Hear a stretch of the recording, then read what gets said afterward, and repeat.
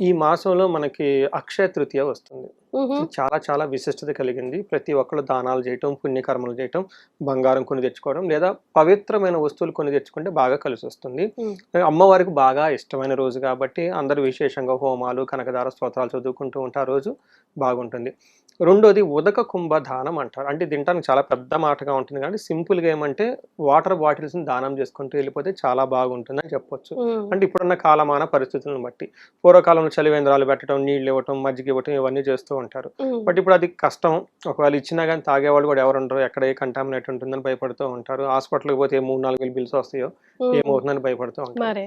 అందుకని ఇప్పుడు ఉన్న దాన్ని పరిస్థితులను బట్టి జనరల్‌గా ఆధ్యాత్మికంగా ఇవ్వదలుచుకున్న వాళ్ళు ఒక ఇత్తడి చెంబు గాని, రాగి చెంబు గాని తీసుకొని కొత్తది హ్మ్. 300, 400 అవుతుంది. దానికి చక్కగా పసుపు, కుంకుమ పెట్టేసి అందులో నీళ్లు పోసి ఏదైనా సుగంధ ద్రవ్యం ఏదైనా కలిపితే యాలకులు గాని, లేదంటే లవంగాలు గాని అందులో కలిపేసి, లేదంటే మిరియాల పొడి గాని ఏసి చెంబులంటే ఆ పాత్ర సద్బ్రాహ్మణులకి, ఫాదర్‌లీ ఫిగర్ లాంటి వాళ్ళకి, గురువులకి గనక దానం చేస్తే ఉదక కుంభ దానం అంటారు. మహా పుణ్యం వస్తుంది.